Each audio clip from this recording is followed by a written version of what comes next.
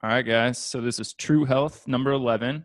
Joining me today is Cody Roberts, and I'm going to go ahead and let Cody give just a little short intro. I've got a full bio in the show notes. So tell everybody hello, Cody. For sure. Good morning, Beau. Thank you so much for having me on. Really excited to kind of talk with you today, see where our conversation goes. I'm an assistant strength and conditioning coach, and actually just became an adjunct lecturer this past semester at the University of Iowa. I'll be here 2 years coming in July. Spent 6 years at Bradley University as the kind of ultimately the assistant AD for sport performance was kind of my final title there, and that's where we crossed paths originally. But grew up there in Central Illinois, was a discus hammer thrower at the University of Kansas, and happy to be here with you today. So happen chance. And Cody was on my podcast. We did it a long time ago, and on my own behalf, I just let that fizzle. But we kind of talked about our origin story. I'm from Canton, Illinois. You're originally from Bloomington. Yep. So not all that far, about an hour away. And here we are talking how many years later, and you're in Iowa and I'm in Alabama. So yeah, it's crazy. Just never know. But like Cody said, he's the assistant strength conditioning coach at University of Iowa now. Very well-rounded coach, which I think any good coach nowadays is a well-rounded individual. And we heard a little bit about your athletic background. So some of my first questions are, we know you're involved in track and field. I'm guessing, you being from where I am, were you involved in just the typical sports growing up?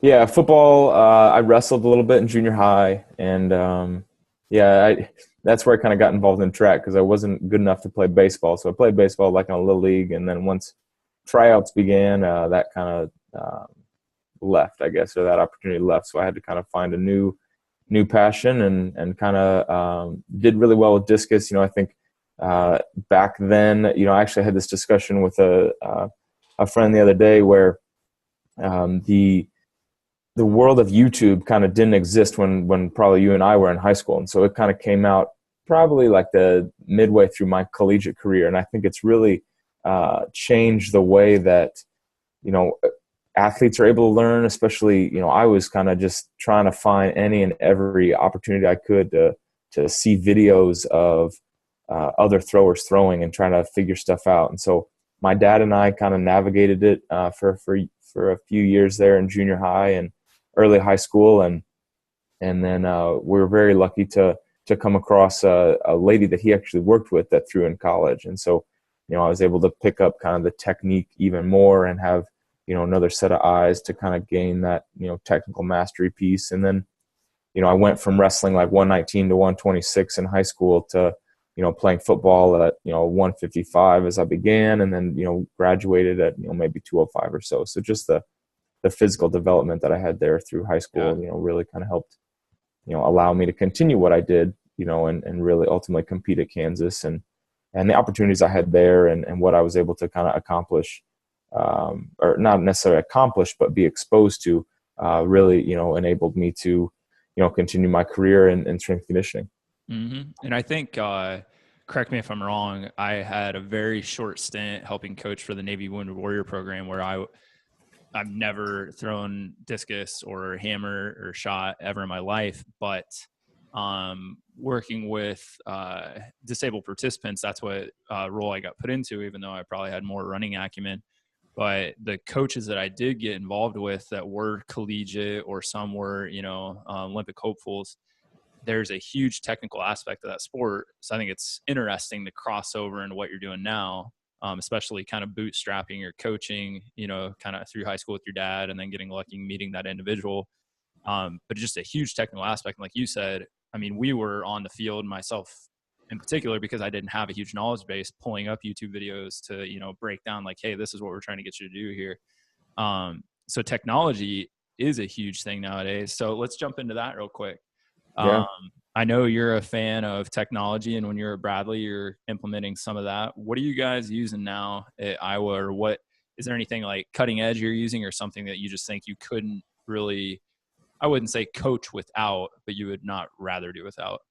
Yeah, for sure. I mean, That's probably the biggest draw to being at Iowa is the opportunities we have with technology, with the assessment process, the monitoring and the evaluation process. I think that really, the technology we have allows us to objectify the information. So, the purpose is there and the opportunity is there. So big things that, make us special here at Iowa, and really kind of have changed the way that I coach and probably assess, a force dex unit. Now we have force dex, dual force dex, where you're able to look at both, right and left asymmetries.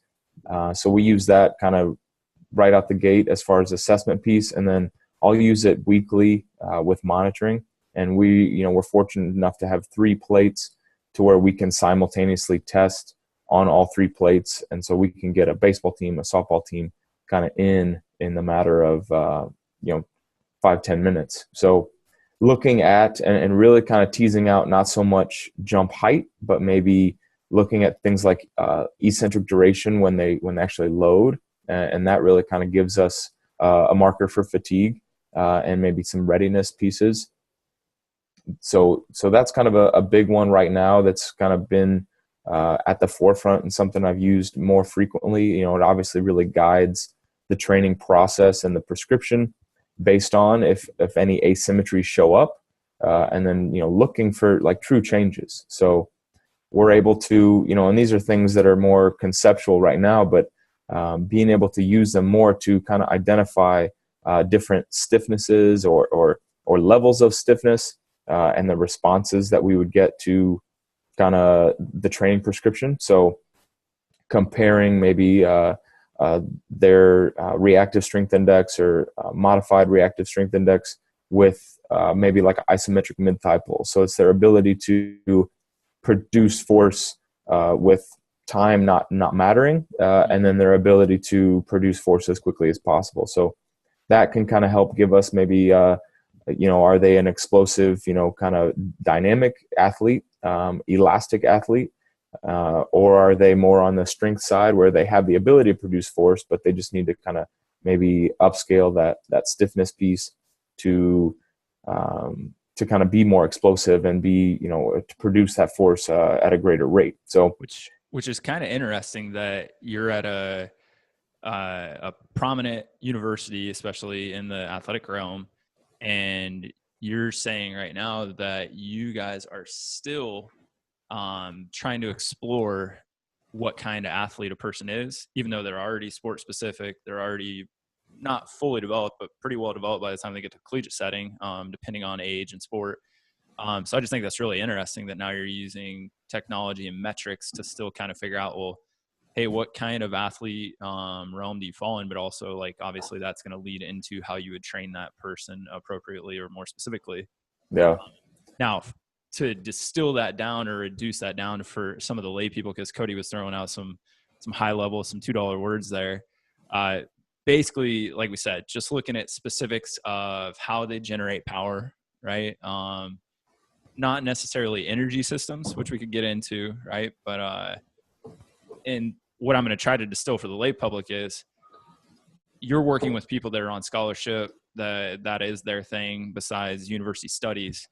Most people nowadays, even though technology is out there and everybody's wearing something that's giving them some sort of data points or metrics, very few people, and even some people in a somewhat, amateur, semi-elite, have their goals centered around their strong points, whether that's genetic makeup from what kind of athlete they are, where they're starting, right, versus where they want to go.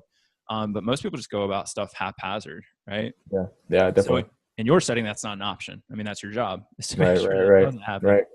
So I guess, can you give me and the listeners some of the pillars that let's take it in levels. So what are some of the pillars that just good strength and conditioning programming is built upon? But then what are some of the specific pillars that you yourself and maybe the University of Iowa incorporate for developing athletes? Yeah, for sure. I think progression obviously is kind of number one, making sure that everything kind of has a starting point or an entry point with regards to how you train. And then, technique of exercise prescription. There's always, the adage of there's no bad exercise, there's only bad technique. So making sure that when you're implementing an exercise, that it's done properly, that it's progressively loaded, all those sorts of things I think are, standards and kind of foundational pieces to, proper athletic development. So, that's something we'll tell recruits all the time is that, there's no magic exercise. So do we have to clean? No. If there's limitations within maybe wrist mobility or maybe limitations overhead, we don't have to do these exercises. So there's never like maybe a marriage to a specific exercise to get you to where you want to be. So there's always ways to modify and adjust. And then, a huge piece to maybe our area, because, especially within youth sport, there is so much specialization and there is that, obviously like technical mastery to the sport itself, but then we have to maybe stay very general and we have to maybe develop those aerobic abilities to maybe promote just like general work capacity, and allow them to kind of handle the volume of work, because that's another transitional piece that we experience as athletes are going from training maybe 3 or 4 months out of the year to now they're training 12 months out of the year for a specific sport. So with that, variation has got to be really important. So making sure that you're, just providing a variety of stimulus. So that's where we kind of maybe get into the primal patterns of maybe crawling or gymnastics work, different pelvic stability, core stability, anti-rotation type things, and just, your exercise bank continues to grow or begins to grow as you, look to develop a more durable athlete, robust athlete. And that's, the piece of, where my mind starts to wander as far as like barefoot training or, and you can always go deeper. So that's maybe the generalist piece of you can have, little doses of gymnastics or little doses of,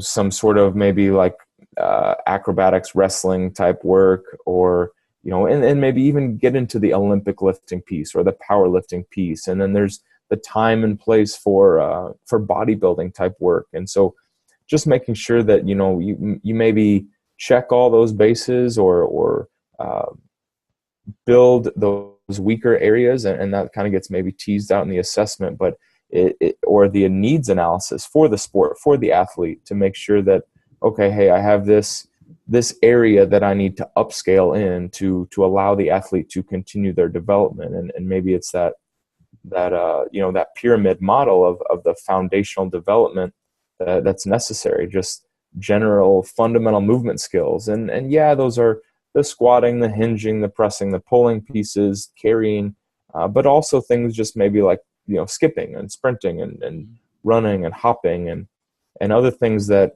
maybe the way that like society is changing a little bit, that kids nowadays that are, glued to a screen or a video game aren't necessarily getting to experience. So that's where the kind of the generalist piece comes into play, and just making sure that, technique is always sound and progression is there. And then the volume, monitoring volume and intensity and that kind of thing within the periodization model is really important. So there's a lot to unpack there. Where I want to dive off is, you said, obviously you're never married to an exercise, right? That needs to be determined by limitations, but then also what's driving, the needs-based analysis. What are the weaker areas?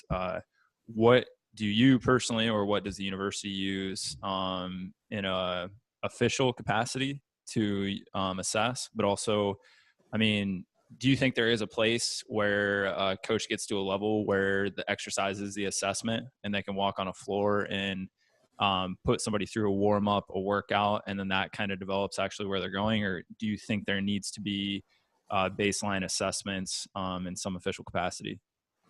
So kind of the way we operate, like as far as official capacity, we kind of have evolved a little bit of FMS, a little bit of physical competency assessment. So we kind of serve it as our PCA.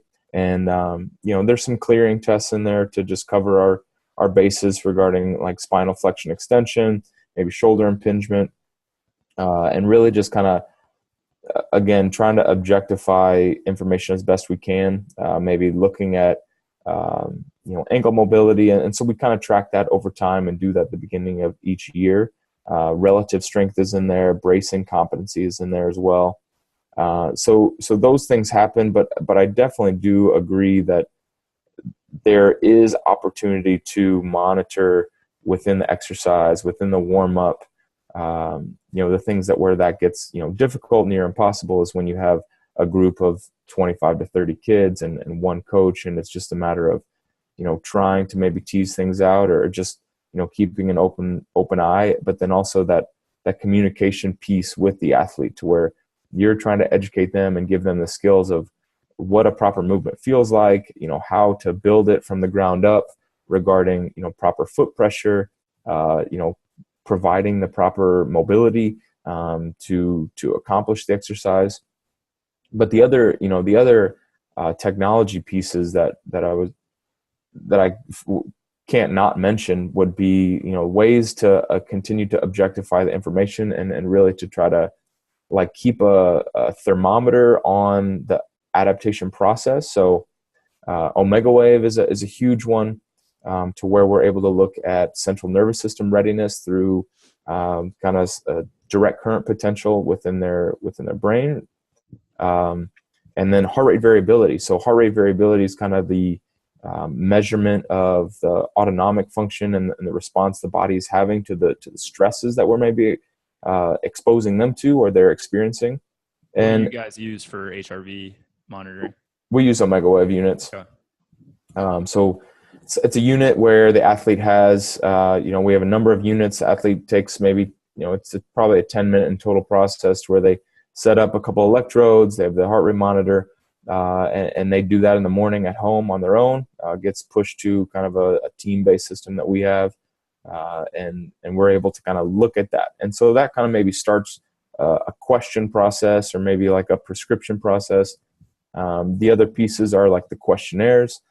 So kind of a 6-part questionnaire, just looking at, stress, fatigue, maybe identifying some general soreness. And really those help, again, kind of tease out like the psychological response, because how that athlete feels is a very real thing that needs to be taken into account. So yeah, the technique piece is there, but then that's where you kind of maybe get into the art of coaching a little bit, as far as trying to get to know the kid and understand and help them appreciate what it is we're trying to do with regards to kind of measurement and stress and training and that sort of thing.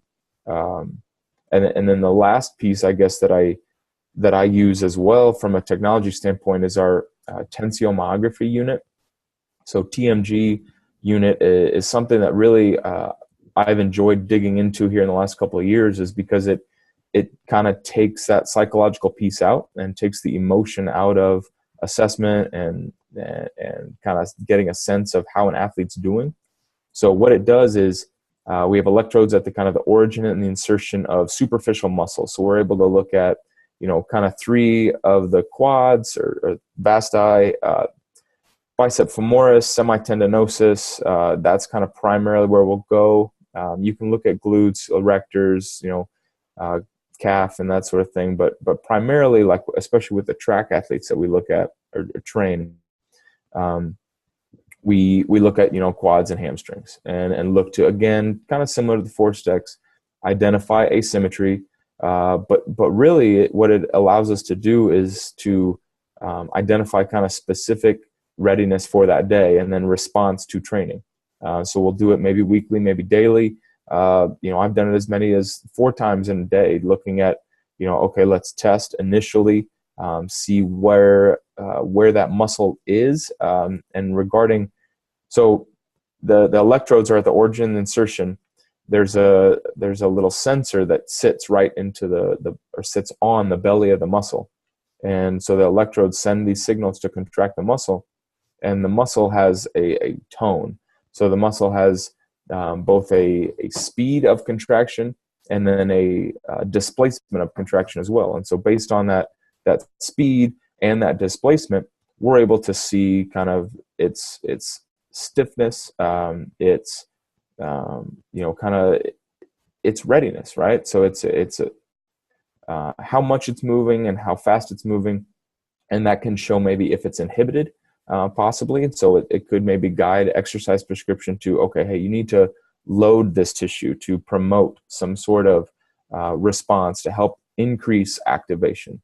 Or you may need to reduce the tension or reduce the stiffness, where you need to maybe do some type of soft tissue work, massage, stretch, possibly just do nothing and rest.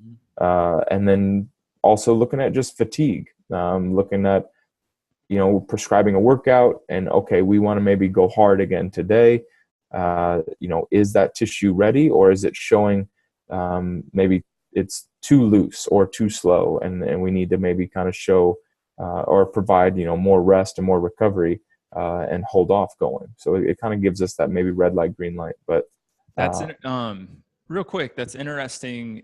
I think there's a lot of merit in that. Do you ever think that creates maybe, especially if, let's say a coach has not grown up without technology, right? So you get a newer coach. Do you think there's ever too myopic of a view? Like, we're looking at, like you just said, you may be looking at specific muscles, and then you're trying to basically look at like muscle tuning, right? To see kind of like where that tissue's at. But you had mentioned earlier, as you were saying, like the psychology piece, like looking at the athlete as a human and not trying to be reductionist in nature, and looking at, like the parts is sometimes far more important. Do you ever think that kind of detracts from the art of coaching, or actually makes somebody worse when they rely on that? Like, obviously there is merit, but I think with obviously any technology, you have to know when to use it and what the power behind it is, the knowledge base, and when and how. But what are your thoughts on that? Because I can see just from the clinical side, use the example of like biceps femoris. If let's say we saw something that would present as like almost a trigger point, right? Like it's highly contracted. We're not seeing a high relaxation rate. It actually has a slower reaction time due to being in that contractile state. As a clinician, we always have the thought from like Carol Levitt of where, the site of pain, if you're treating that site, like you're probably lost. So if I go in and try to manipulate a trigger point, I may be, getting the microscope out, looking at the symptom, where if I went to maybe a central stability model or worked on mobility elsewhere, it would go away.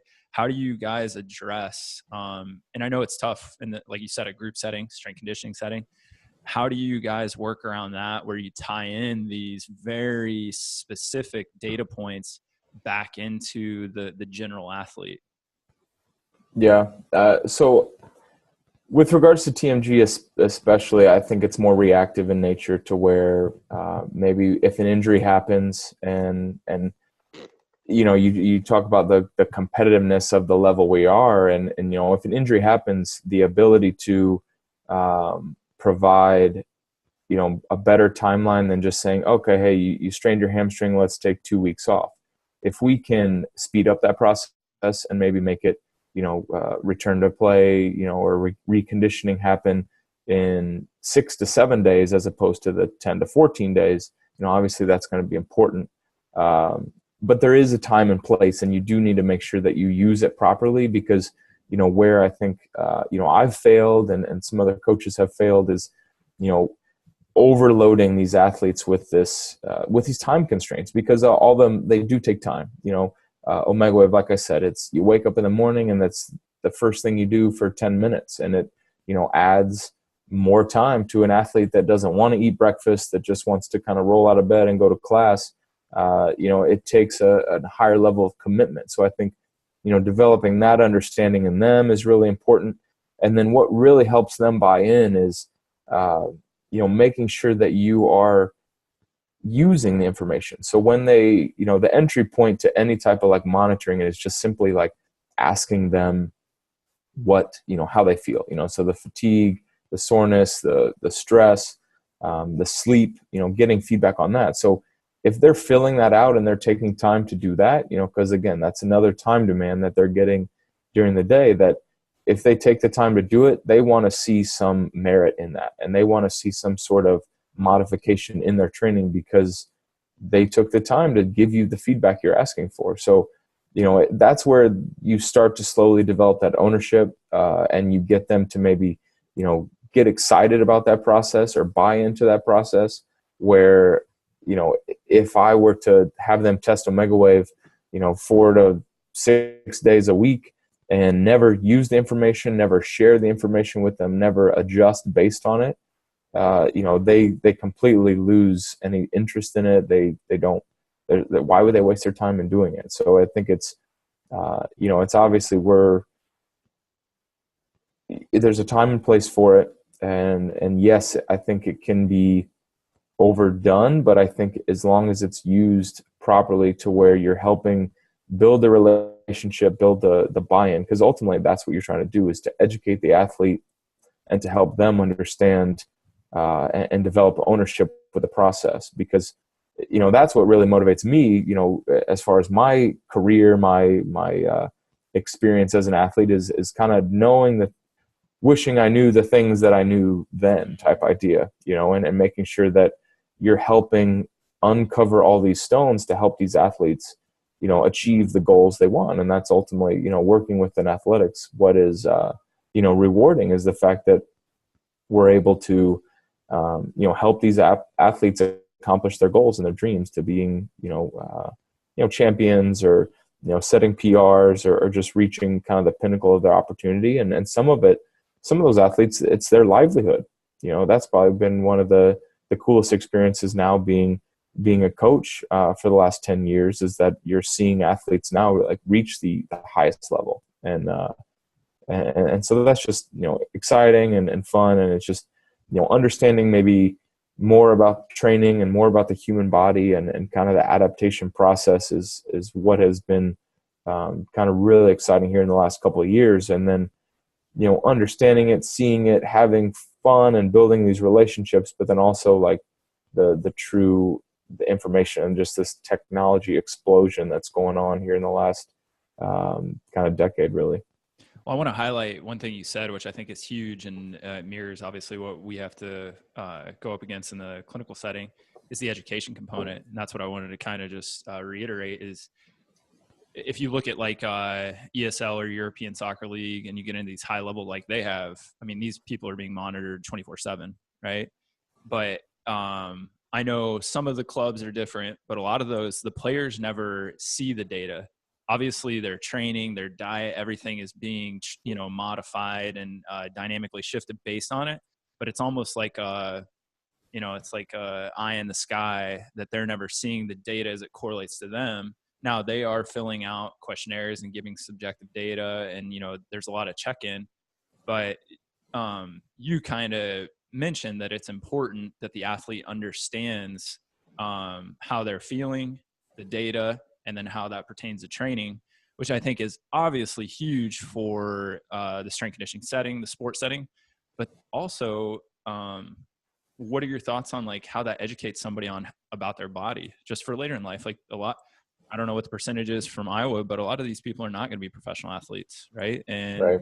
Educating them about their own body, about health, because just a discussion I was having this morning with a colleague, sports don't always equal health, right? Just because I'm a fantastic athlete does not mean I'm healthy. And those are two very different things. But I think the more you educate people on, HRV and, how you're feeling versus what the data would say, and how there may be a mismatch there.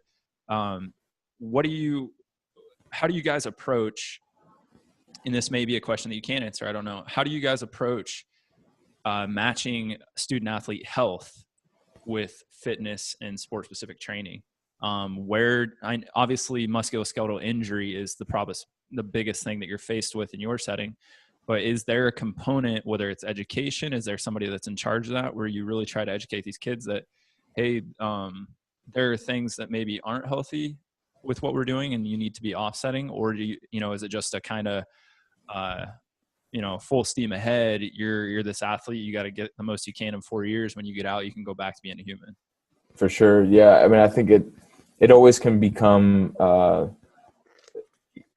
think any athlete, has maybe disordered tendencies, disordered eating, not necessarily eating disorders, but, disordered habits. It's discipline. It's a sports training, it's all like a drug. So it's like anything in excess can be obviously abused. And then so this addiction happens. There's a video or kind of a short documentary that I showed at the beginning of my class that I taught this semester about these Swedish athletes, and it's just like they're literally hanging on, and they're abusing their bodies. They're pushing their bodies to the nth degree, just because of this. They're chasing that dream. They're chasing that opportunity to compete, and it's just that's where, and like things like CrossFit, like you're combining competition and exercise, and anytime you're combining somebody that's very competitive with something that can be obviously overdone, that's when you're going to have injuries or kind of overuse type issues. But regarding the psychology of things, we're fortunate to have two sports psychologists where we can kind of refer out to them from a medical standpoint, and that's really important to make sure that we highlight that with our student athletes and just in the way we operate, to make sure that it's not just a negative piece, that it's also a piece there that's to be supportive, to gain that mental edge, and to just provide somebody to talk to. I think with the issues that are coming about kind of recently in society today and social media, and everybody wants to maybe portray this perfect life, that can be really challenging and really stressful. So there's a lot that I think teenagers and college students are dealing with today that maybe you and I can't even relate to, just because of kind of the social environment that they're kind of living in. But I think really,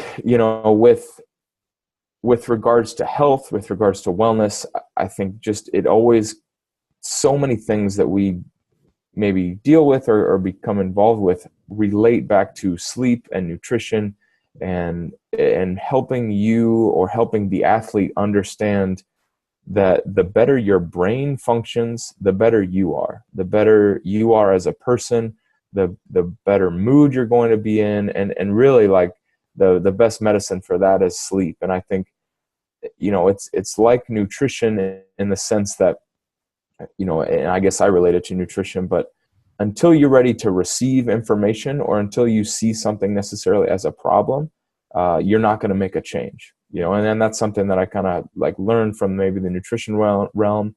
But athletes, especially, kind of the sooner they can figure those things out, the sooner that they can buy into, how the food that I put in my body makes me feel, helps me respond to the training, to where it doesn't have to be like painful and miserable and punishing. Like it should be enjoyable, and you should see progress, and you should see growth and adaptation. And the idea of when an athlete maybe is chronically injured or dealing with something, like it always comes back to maybe that sleep nutrition piece. So definitely the education piece. And I think that's, kind of been, especially kind of my exposure here in the last semester, where the opportunity to teach and the opportunity to maybe just like help simplify the information that I was kind of trying to provide, has helped make it a little bit clearer in my head. And I think it's maybe just opened doors to where it allows, any practitioner, any coach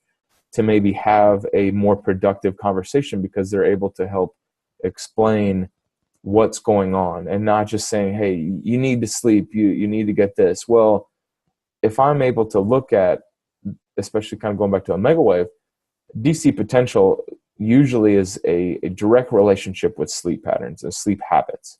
And if we see chronically, low DC potential, usually relates to, hey, how are you sleeping? Well, let's start to intervene somehow on sleep. And most of the time that's going to be maybe a nutritional intervention, maybe a time management intervention, to where, like, are you even going to sleep before midnight? Do you have some type of like gaming addiction? And really, what's the new game? Fortnite. All my pro yeah, athletes. Fortnite. Yeah.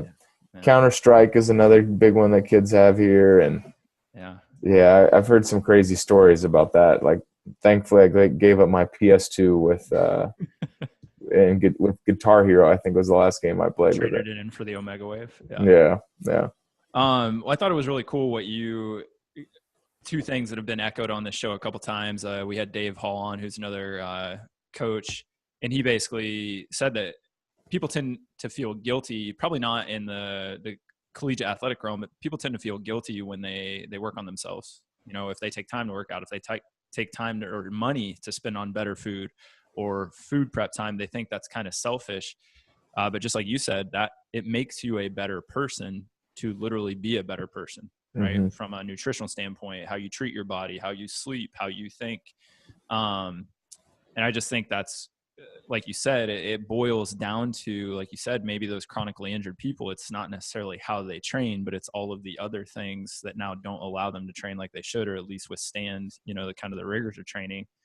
So I think that's just, it's good for everybody to hear that, because at the end of the day, we as humans, and then especially as we get into the coaching realm, I think we like to compartmentalize stuff and say, well, this is musculoskeletal, this is body, right? This is nutrition. If we're not basing stuff on physique, like those can kind of be, you know, in some realms, I know we're getting smarter at integrating all that stuff, but I always try to tell my patients, my athletes, like, you are a human. You have to take all aspects into account. If you don't, like, something's going to dip, you know, in that cycle, and that's going to show up elsewhere.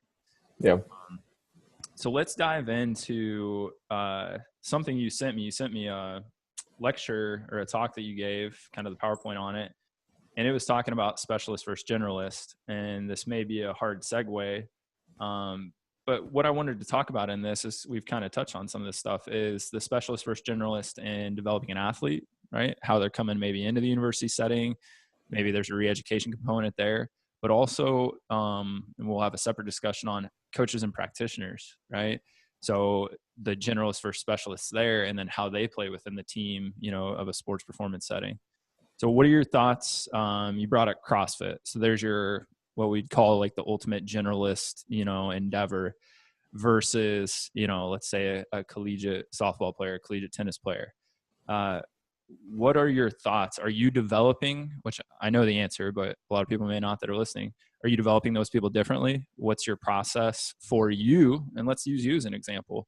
How do you train not being an athlete? I say athlete in air quotes. I'm sure you're pretty athletic still, but not a specific sport that you're training for. For sure. So yeah, I think that's where you kind of have to assess the athlete and look at maybe their past. And the way that, like I was talking about youth sport before, the way that youth sport is maybe driven, there's this, you know, at least maybe when I was growing up, and hopefully it's changing more to where there's almost this fear of getting involved with like plyometrics and strength training until you're maybe 13 or 14. But now, you know, if you read the research that's coming out right now, and more of the, you know, youth development models, it's really encouraging strength training early. You know, it's fine to go, you know, prepubescent, you know, during puberty, during, like, at any point, as long as it's done properly and done in the right dosage, and it can kind of help, you know, aid in that development process. Whereas, you know, it seems like my perception of youth athletics is just, let's compete all the time. There's no practice, there's no play, there's no, you know, variety to what they're doing. And so it's like this, every weekend they're going and playing, you know, 10 games in 3 days, and they're never getting that opportunity to, you know, really just develop like their structure and develop their system. And they're developing maybe these specific skills. But that's where I think those athletes kind of set them up to fail, is, you know, they're not getting the proper, you know, muscular development, you know, central nervous system, you know, being able to, you know, just use their body properly, and developing that kind of brain and body connection. So a lot of what we do when we get athletes is to try to maybe build that foundational piece, to create a broader sense of general development, and provide more breadth to their training and more variety to their training, as opposed to, well, okay, you play volleyball, you need to do jump specific training. And which is interesting, because I think a lot of people would think when a athlete goes to college, they're getting more specialized. Right. And now Right. whether that's a cultural shift where now we're having to reverse engineer athletes to be more general and then create skill development out of that. I just think that's incredibly interesting, whether that's been the same for the past couple of decades or if that's, coming down the pipeline. What are your thoughts on that? Do you think, Yeah. do you think athletes 10, 15 years ago were coming in with a better foundation, or what are your thoughts? I would say so, just because of the playgrounds, the maybe PE that they were, physical education classes that they were involved in. I remember when we worked together in 2013. The development that happens when kids or children are climbing. The development of their scap and maybe their elbows and their wrists, and maybe like that's having something to do with this like upscale of Tommy John's injuries and things like that, to where they're not getting that development that they used to, because there's not kids that are able to climb across monkey bars or run through tires, or just random stuff that you used to see all the time. That there's like a more sedentary youth and increases in obesity and that sort of thing, just from a general sense. But yeah, definitely like the reverse engineering thing, there's a time and place for that. And hopefully, there's more coaches at the youth level that are helping to drive this in the right direction and maybe impact those athletes. And that's where, CrossFit is good, because it does maybe encourage people to be strong, be fit, be active, and definitely can be supportive of that. But then, yeah, there has to be a specialty at some point as you continue to maybe advance or intensify your training. You continue to maybe like want to challenge the body to adapt. But that kind of goes back to those principles that I said, where it's like you have to make sure that you have your proper entry points and your proper progression. That if you apply something that's too stressful to an athlete too soon, and you kind of the load gets higher than the capacity, then yeah, that's when the issues kind of come about. But I think, making sure that you build that base essentially of the pyramid, and you build that the fundamental movement skills, and then you can become more advanced and focus more on the event specifically, and really kind of just periodize your training throughout the competition cycle, because now you hopefully get an athlete, especially at the collegiate level, that maybe has a true off season or maybe a window of opportunity where they can really train. And the reality to that situation is that some of those athletes and a lot of the athletes that I train, their off seasons, they're not even on campus. We'll get, take like a softball player, for example. They'll come on campus and have fall ball for 6 weeks where they're primarily playing their sport. And depending on the coach and depending on what's offered, they might not get an opportunity to kind of spend time in the weight room. And if they do, it's obviously a secondary component. And then not until maybe October, November do we get really 4 weeks to really attack their training, like with us kind of working with them. And then after that, it's winter break. And so they go home for winter break and they come back in January. And from, January to June, it's their in season again. So, and then kind of you're in the summertime. And if they want to go home during the summer, then all you can kind of do is kind of go back and forth and hopefully, provide them training, and hopefully they kind of take that ownership piece and start to kind of communicate and collaborate back and forth with you. Which is probably laid on the foundation of education, right? If the athlete isn't educated on the importance of the stuff, or maybe even how it benefits them overall, right? If I leave campus and I'm not in the sports mind of, hey, I'm a softball player and I'm just back home hanging out at the lake, hanging out with my friends. But now if there's that education component of like, hey, you're developing yourself, right? Continue to do that irregardless of what setting you're in. That's a huge thing. And I think the mindset, like you were saying, in youth athletics, I think we're definitely getting smarter overall, or at least more educated on the inherent problems with early specialization. But it's still pervasive. I mean, it's everywhere. I'm in Birmingham, and this is a baseball country. And even though we're in James Andrews' land that has said numerous times, don't specialize early, that's what's leading to this stuff. The kids are three season baseball players. They don't have time to do anything else. And the funny thing is, like, you can start to, and I know you'll know what I'm talking about, you can tell what sport a kid plays when they walk in now, which is terrible. Yeah. Like, absolutely horrible. Yeah.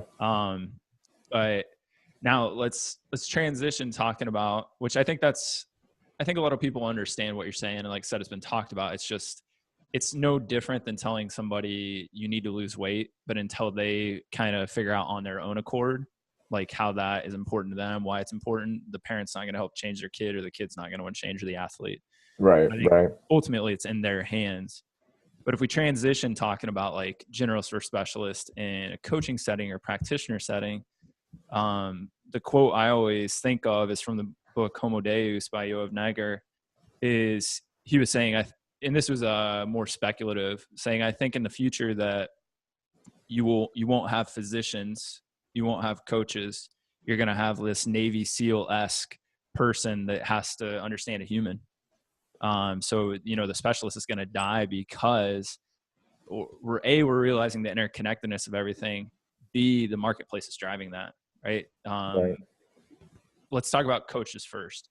How has that shifted? Like, obviously you took a step from Bradley to Iowa. I think everybody would realize that's a step up in transition. If a coach is going to move up in your realm, what do you think are the important components? Are they more of a generalist? Are there specialists? Are people going to succeed doing one or the other? Yeah. So the term or the word that I come across recently is called a versatilist. So it's somebody that is, has deep skills, has maybe that wide scope of roles that really you can't gain without the experience. So you do have a broad and a maybe a it just takes time. So you do have a time of experience, and you're recognized or able to really have conversations in those different domains. So my role at Bradley, which I was incredibly fortunate to have, like incredibly thankful to have, it was in a situation I was thrown into at 25 years old to be kind of the director of a program, install the equipment into a facility, basically lead 250 athletes with training. And I had probably not the education around it, just was really kind of pulling from my own experience. And really, it's that trial by fire piece to learn those things. And I think nobody's ready for the situations that they maybe get thrown into from a job standpoint, but they, learn as they go, and kind of get better along the way. And so that was kind of my experience there. And as a coach, as a practitioner, you definitely need that ability to have breadth. But I think it's impossible to be successful if you start to specialize in an area, because, yes, being a specialist, you can kind of get those deep skills, but your scope of practice gets too narrow. And it's that saying of, if all you have is a hammer, everything looks like a nail. Mm-hmm. And I think the other graphic that comes to mind is a Swiss Army knife versus like a set of tweezers. And there's a time and place to maybe have a set of tweezers, and yeah, it's helpful to maybe have a Swiss Army knife to be able to do a number of different things. But this versatilist piece, and I think, you are an example of that individual. And then, one of my biggest mentors here at University of Iowa is Landon Evans. And he's just somebody that is just, constantly craving information, wants to continue to upscale in every area, whether it be nutrition, whether it be analytics, and he continues to just kind of push the envelope and really kind of motivate us and our entire staff here at Iowa to make sure that we can have those conversations with a physical therapist, with a physician, with an athletic trainer, would be probably more upscaled in the education side, versus, hey, let's talk to a 16-year-old kid, or let's talk to a coach that has no experience with technology, and how can we sell it? How can we maybe encourage that process? And so definitely that psychosocial piece is something I think that comes with experience, and maybe that just maturity that any young professional is going to slowly develop, is that you can't just be that bodybuilding kind of meathead, like this is what I do, and this is how we do it sort of thing. Like there has to be growth behind it, and there has to be the relationship piece behind it, the communication piece behind it, that you can't just kind of sit behind a computer and let these things happen, that there has to be that interaction as well. So people skills, the understanding of physiology and maybe like the molecular level, and then building the athlete. And really what it comes down to is, like you made the comment, like, oh, it's in the athlete's hands. Well, like it's in the athlete's brain. Like once you get their brain to operate, to do the work, as well as to just like buy into the process and the mindset. And that's why I love strength conditioning so much, is because it demands so much of you as an individual, as well as you can see the growth, physically and mentally, to where they want to be, where they want to go. And yeah, I think. Yeah, I really love what you said about, and this was just in passing, but understanding things down to the molecular level. I think and I say our profession because I think it is one big soup now. Far too often people fall, whether it's just based on laziness, it's based on indoctrination or dogma. It's almost like we forget that what we're doing is based on the principles of science, and we just learn something, and then we move forward, and we keep kind of digging that groove deeper, and we rarely go back to challenge even people who maybe are reading some research or diving into new techniques or methodologies. If we're always throwing that against the filter of physics, physiology, biology, biomechanics, you're going to do better than most. But you find a lot of people, again, that are echoing things out there, probably teaching things, coaching. And obviously, as you go lower levels, high school, junior high, that it gets harder to have a higher education level to help those kids develop like that. But what is your, speaking about that and saying, well, that's our basis, right? This kind of, I hate to say evidence-based, but it's science. It should be for the most part. There is a intangible part, which you mentioned, the art, and that is where you're bringing all these things together, and even those abstract pieces to help develop an athlete and also develop your craft. But in particular, in my world, when we talk about, which I love that word, which I had not heard, the versatilist, if somebody's trying to become a versatilist, I think it becomes clouded by the fact that they need to go get as many tools as they can and learn everything, which is not a bad endeavor. But I think what happens is that actually makes it harder to become a good practitioner, because you actually become confused. And I was on the phone with a colleague the other day, kind of coaching, and I just kind of brought it up. I was like, the best artists in the world are maybe not the ones that have all of the colors on their palette.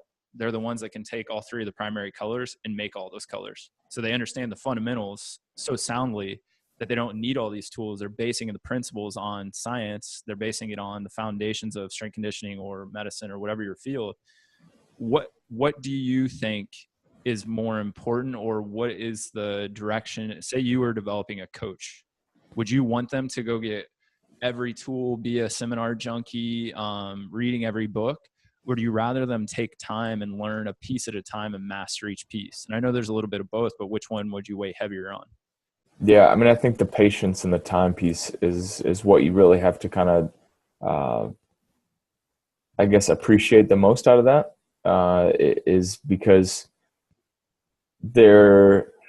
I think, within our world of strength conditioning, and especially collegiate strength conditioning, they'll talk about how it's very seldom that a strength coach will retire as a strength coach, and there's usually some sort of maybe burnout or whatever it may be. And I think that's maybe a product of these young up and comers that are, more educated. They're very hungry to learn this knowledge, and they're very motivated to, do whatever it takes. And I think there's a lot of coaches that maybe get tired of the politics of it, the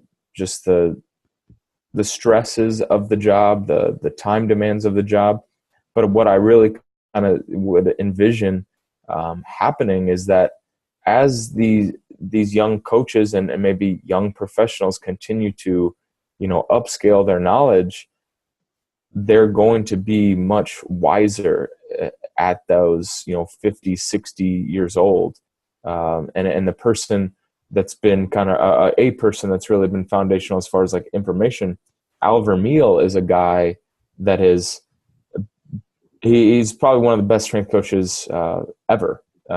He was a strength coach with the 49ers, late 80s when they won the Super Bowl, worked with the Bulls, worked with the White Sox, worked with the Bulls in the 90s with, the dynasty that they had. And so, a guy that's been associated with that, and he had experience and he kept it simple. He didn't have technology. He didn't have TMG and Omega Wave and those sorts of things.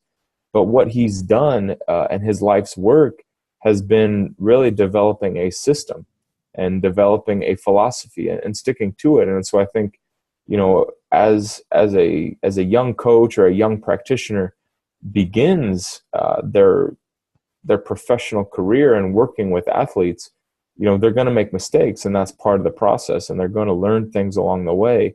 And nobody's perfect, but I think it's that time, it's those seasons, it's being exposed to numerous people that helps, really, like that's their training age, and that's their ability to kind of be a better practitioner because they've maybe seen it all, and they've seen these situations, and there's no right answer and there's no book written for it. But I think they've, maybe picked up things along the way. And that's where, like, even myself, things that I was exposed to initially within my, education and experience as a coach, and then maybe I've kind of drifted away from, and then seeing them kind of come back full circle has really been cool to just see, like, hey, this has kind of stood the test of time.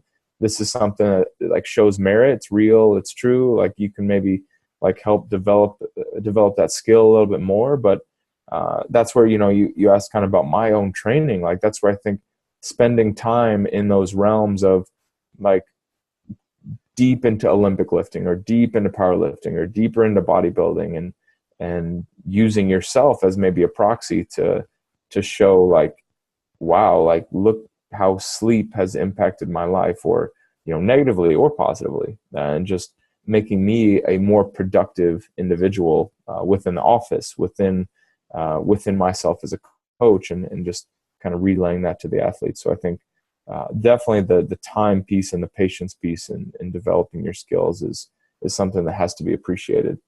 I like what you said. I think you could create kind of an algebraic equation of, like, knowledge plus experience equals training age. But I think the A equals B equals C. The C you could throw in wisdom for training age, right? Knowledge plus experience. That's what really that is. And, like you said, the wisdom comes from seeing what stands the test of time, whether, and you try to throw out even using yourself as an N equals 1. Sometimes people become almost like, they'll proselytize something because it worked so well for them. Well, you got to also take into account, like, that's you, you're having that experience. Not everybody has your perception or your experience, which is, hard to do sometimes, especially if something's powerful and you have a big effect. Talking about Al Vermeil, we had the opportunity to have dinner with him a couple of years ago. He's an awesome guy. Anyway, it's just, he's a Vermeil. He cried. Yeah. But in that dinner, I mean, here you have this guy, like, his resume is lengthy. He's wise beyond his years, even though he's getting up in his years. I hope he doesn't listen to this and come find me that I said that. But in that dinner, he was asking me questions. I think I was only 2 years into practice at this point. I know nothing. I still know nothing. He's asking me these questions, and my wife and I were at this dinner, and we walk away and we're like, no wonder he's so good. Yeah. Like, it doesn't matter who he's interfacing with. I'm sure he's learning as much from every athlete he comes in contact with, or the person taking his order, picking up relationship skills, interviewing skills. It doesn't matter. But that constant curiosity is probably a huge factor in people not burning out, Right. where you see those people that aren't retiring. And, talking about curiosity, you've mentioned a couple of your mentors and Landon Evans and Al. Maybe it's more mentors, or maybe it's platforms or places. Like, where are you pulling information from to continue to learn? Obviously we know that we can go to research, we can go to books. Like, what are your specifics? Is it people? Is it places? Is it events? What are you doing to keep yourself sharp? Yeah. The research piece is an area that I've kind of been deeper into, is looking at, specific research articles. I think Twitter is always a great like entry point to like, hey, like, let's just see what you can get pretty quickly. But then the articles that are put up on like Simply Faster is always kind of a starting point for deep dives. Like I said, I've been kind of recently here in the last month, like really deep into this like youth piece. So Science of Sport is a website that had a list of like the 8 must-read articles for strength and conditioning coaches. And so the really good like foundational articles on strength training, on plyometric training, on speed development, change of direction work, and really just kind of like, hey, these are like principled articles for development in these areas. And the one that I kind of avoided and waited until the end was this youth strength conditioning, like NSCA position statement on kind of youth development, long-term athlete development. And so I was like, well, this isn't really my realm. Like, I'll save it. But I started reading it, and I was like, these are things and these are principles that even though we're working with 18-year-olds, that we need to do. So that's an area that I have continued to kind of dive deeper, and that's just what is really cool with how research has grown so much. And so this youth piece, like, I've continued to kind of dig deeper and deeper, and then you start to see who is consistently coming through. Like, what are the researchers, or what are the individuals? And I'm trying to find maybe the guy that's doing it. I'm trying to find his name. Rodri Lloyd is a guy that it's coming up in like every single article that I've been excited about regarding this like plyometric and strength training. I watched a presentation today from Keith Barr regarding like tendon and connective tissue adaptation. And try to listen to, but it's always good info, right? Yeah, for sure. But he was one that, I kind of stole that like molecular piece, like, and that's how he kind of talked about his presentation, is like, we're going to talk about from a molecular level, and then we're going to build it through the athlete. So I think just kind of finding those, like we talk about mastery, I think in trying to be a versatilist, you need to find those masters in those areas, and find the person that has maybe dedicated their life to this one specific area, and they continue to research it, and they immerse themselves in it every day. And I think maybe you and I are people that, like, we get easily bored if we do that. Like, if things become too like I want to go do something else, like this isn't fun for me anymore. Like, it's too complex. So I think finding those people that appreciate the complexity, and then as well as finding those people that are experienced, that have proven themselves over time, and then, like you said, like, just the personality piece is most important. Like a guy like Al Vermeil, incredibly humble. Like he's a guy that's like obviously asking you questions, like trying to stay relevant. Like it just, regardless, he's the funniest guy you'd ever meet. He's got the best one-liners, but then also, like, yeah, he's humble to the fact that, like, just because this is how he does it or did it doesn't mean it's the right way. Like, there's always other options to do things, and there's no maybe right way. And I think once if you ever get to feel like that, to where it's like, I am the only person that you need to see, or I'm the only person you need to work with, I have all the answers, then I think that's when you've ultimately kind of failed, and you stopped learning type of thing. So definitely important and definitely easy.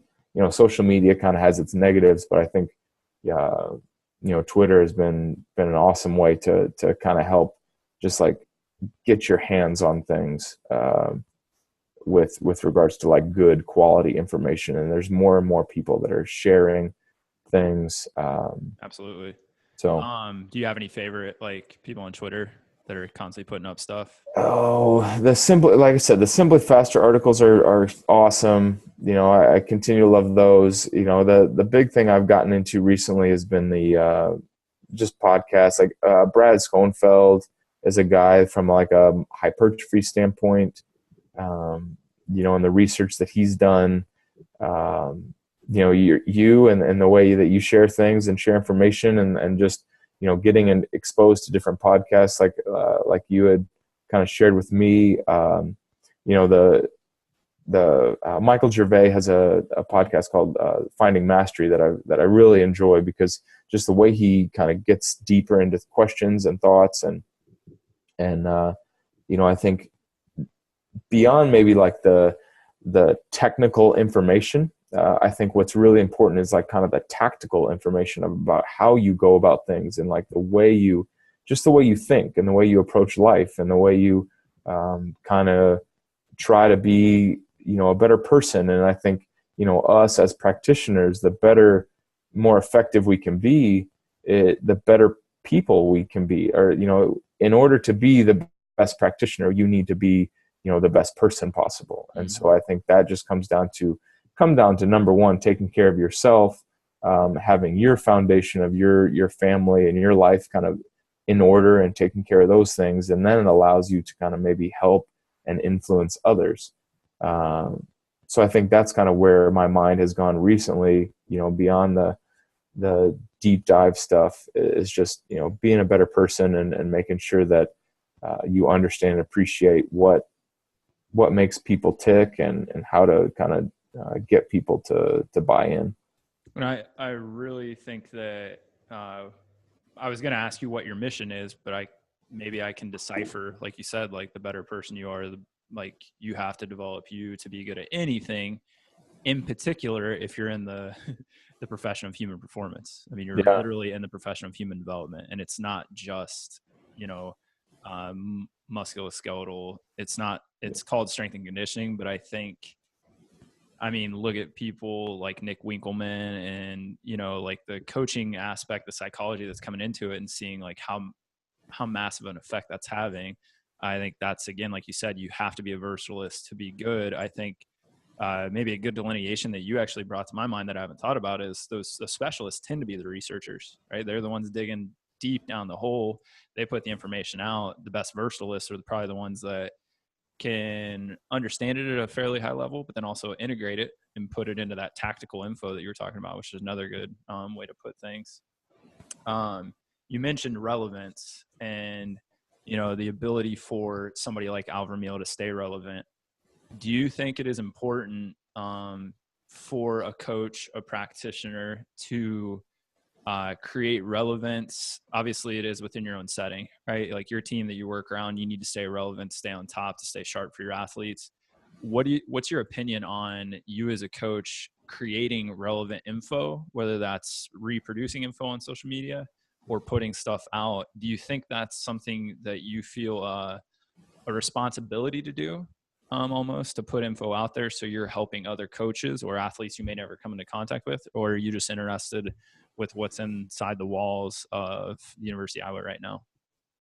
No, I definitely think it's important to kind of share and help promote maybe on a bigger scale, through social media. Like, I think it obviously gets abused in many areas, but I think it's, if I come across something that I think is of value, definitely I'm going to share it. I think it just only helps promote the importance of that, and allows you to continue to build maybe a picture of who you are. As a coach, if somebody were to maybe like stumble across, they can kind of like decipher, is this person of value or not? Are they promoting themselves, or are they just like simply just sharing good quality information. And so that's what I think, is important from maybe like a social media standpoint.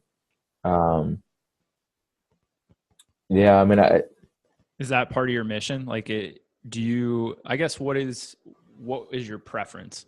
Would you rather be educating more people on ideas, or would you rather have that interaction with the athlete in the gym setting? I think I right now I'm more of a consumer of that information. I think on my timeline, I spent a ton of time, especially at Bradley, where I was interacting with the athlete and getting that exposure, and found that opportunity. And now I find myself trying to almost like refill that opportunity or refill that time of consuming information. And I'm trying to get to a point. I know like Landon has definitely promoted me to try to get to a point to where I'm, putting myself out there more. And I think that's important for anybody to do. But I in this quest for like mastery and versatilism, I think it just takes time. And I think it's hard, and maybe people speak out too soon and speak out too quickly. And it's like, you're overdoing or oversaturating this opportunity for like masters to speak, and I think about like our Collegiate Strength Conditioning Coaches Association, and we have kind of a master's award, essentially. Like if you're within the field for an X amount of years, like I think there's too much saturation of these young up and comers kind of share, like maybe like just speaking out or speaking out of turn. Essentially, it's like, well, we need to like maybe listen to the people before us, and kind of, you've heard the saying of like standing on the shoulders of giants, and making sure that we appreciate the people that were, that paved the way for us. And now, again, I think, research and strength conditioning has grown so much to where before it wasn't even there. It was more just like it wasn't practical, and it wasn't applicable to what we were doing with maybe athletic performance. And now it's obviously like very applicable.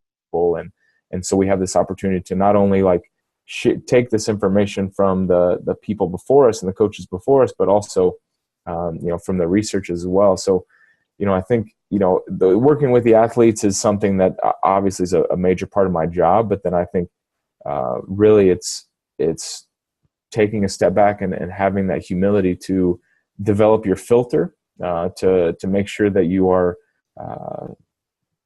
like consuming information properly and consuming the information that's going to help make you a better coach and make you a better practitioner. So I'm almost kind of like, in the last couple of years, I feel like I've kind of taken myself away from that athlete, or obviously like reduced my load with regards to working with athletes, and really tried to like upscale that education piece and just, become more proficient and help to develop some sort of mastery in what it is we're trying to do, and understand it. And the better you understand it, the better you can kind of like navigate that process. Mm-hmm.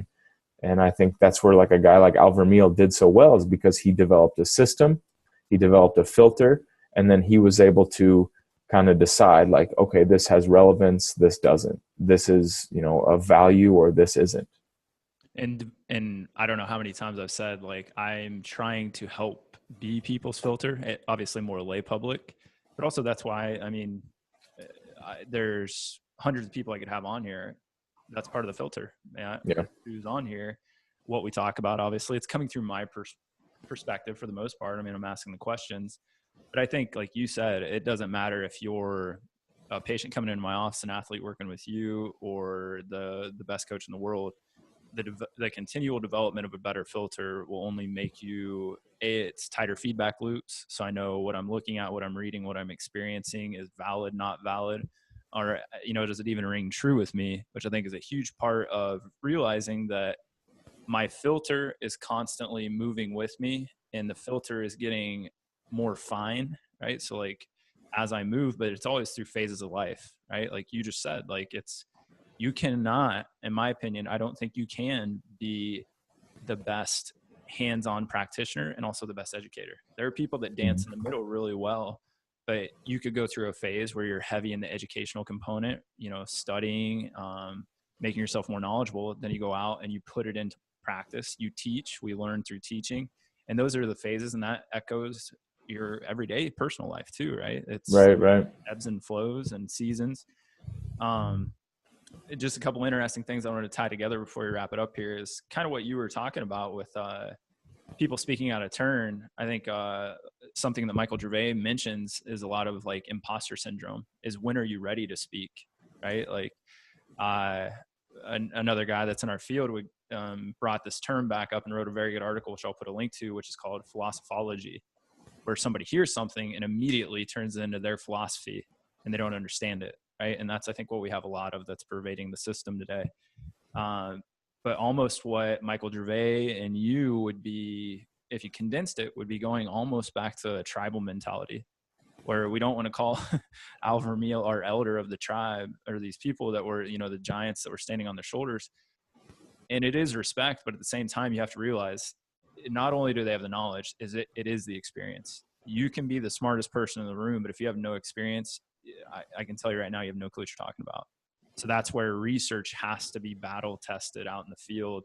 And we're just in a very interesting time, I think, in our field and a lot of just healthcare and training and human performance overall, where you're seeing people become more adept and more attuned to looking at research, trying to incorporate evidence-based practice or training, but at the same time having a hard time saying, man, I used to do this. I have to change, and I have to change continually every day, every month, every year, to be doing the best for myself, but also the people I work with. Yeah. Versus I think, 30, 40 years ago, there wasn't near as much information and data pouring out as there is now. So it was easier to lock into a position and kind of stay that course for, 5 to 10 years. People don't have that opportunity anymore. And that's where you're seeing maybe these younger people come out because they get the information base, they look like they know it, but then if you put them, which I think, there was a strength conditioning coach, I'm blanking on his name. He wrote, Brett Bartholomew was literally talking about putting a new strength conditioning coach on the floor the first day. And he goes, good luck. You can get everybody with every alphabet suit, put them on the floor the first day. Everybody's going to shit their pants. Right. Yeah. So you have to have that experience piece. So I just want to reiterate that because obviously we both hopefully have years to come in this realm, but I think hopefully, if you say you're humble, you're not. But if we can gain humility through realizing how little experience we have compared to other people out there or just different life experiences, that'll always put you back in a position of, hey, I need to make sure that I'm going back to the principles, the stuff that I read, the stuff that I think, yeah, I've got experience, but hey, what did I learn? What do I know to be true? And, kind of just keep basing stuff off that. Yeah. Any kind of last words here, Cody? We've talked about a ton. I think for sure. If anybody's that's listening out there that's not a practitioner or not a doc, I'm sorry, because you guys are probably like, what the hell? Right. But I know there's some nerds out there that are going to love this. Yeah, it's fun. It's fun to see just like how our, 5 years ago, I think it was, and how our conversations have evolved. And I think, it's just, that's part of the process that just is exciting, because you continue to learn and continue to grow and, always changing. And so it's kind of like, get busy. Was it get busy living, get busy dying was the saying, right? Mm-hmm. And that's, I was listening to another podcast the other day and basically came down to, we have a lot of people that are sitting behind a computer learning stuff, but you don't really learn anything until you put it in practice. Right? Yeah. So you got to get busy, you got to do, and the faster you fail, the faster you learn. And I know that seems can be scary when you're working with people because we don't want to fail with people. If you fail, putting a project together with work or fail at a sale, maybe not the same interpersonal ramifications that if you're in a one-on-one setting or with a group of athletes and you have a failure. Yeah. Don't learn without that. So I think that's really you're already wise beyond your years, Cody. No, I don't know about that. It's just the conceptual nature of it. Like you just have to kind of appreciate that concept and then just like stay true to it. Because I think, you look back on years of your life and you're like, oh, I was still a kid, or I still didn't know. And you don't know what you don't know. And you kind of literally have to live and learn and continue to kind of look back and reflect. And so that's the cool thing of life, is just making sure that you're always looking ahead and then staying positive. And, hope is the idea of positive things to come, or the mindset of positive things to come. And so I think just, living life that way, I think is important as we kind of continue to age and be able to impact others. And talking about positive things to come, you're getting married in October, huh? Yeah. Came here to Iowa and found a beautiful girl up in Cedar Rapids. She's super sweet, and just can't wait to, start life with her and just, continue to grow together. And we've talked about the opportunities to maybe have a family someday. And I think ultimately, being a coach, you're able to impact young lives, but we've, kind of related it to the fact of, like, you get to literally impact somebody at the highest level when you're a parent. So, that's something I'm excited to do with her, and hopefully that opportunity comes down the line. But yeah, marriage is the right way to do it in my mind first. So getting married in October and spending the summer here planning that, and just super excited about her. Just like a sweet small town farm girl, and kind of your stereotypical kind of Iowa when you think of Iowa or whatnot. But yeah, it's been such a great experience for the last 2 years, and excited to see where it continues to go. Whole another platform to gain wisdom on marriage. Right. Yeah, for sure. For sure. Well, hey man, I thank you so much for joining me again. I think, again, ton of information. I'm going to put a ton of links to, this paper is filled here. So awesome. Try to create awesome show notes. If anybody wants to reach out to you with a question, or if there's a young coach out there or something, what's the best way for people to get a hold of you? Let's go the Twitter route. I think that's probably going to be the best way. Obviously you can go on the Iowa Athletics website and find my contact information there. But probably the readily available one would be Cody Roberts, Cody_Roberts on Twitter would be a good way to kind of interact. But then obviously the Iowa website would be a contact means as well, through email or whatnot. Cool. Well, I'll put your Twitter handle on there. And again, thanks, man. It's been a pleasure. Of course. Thank you so much, Beau. Appreciate your time. Thanks, guys.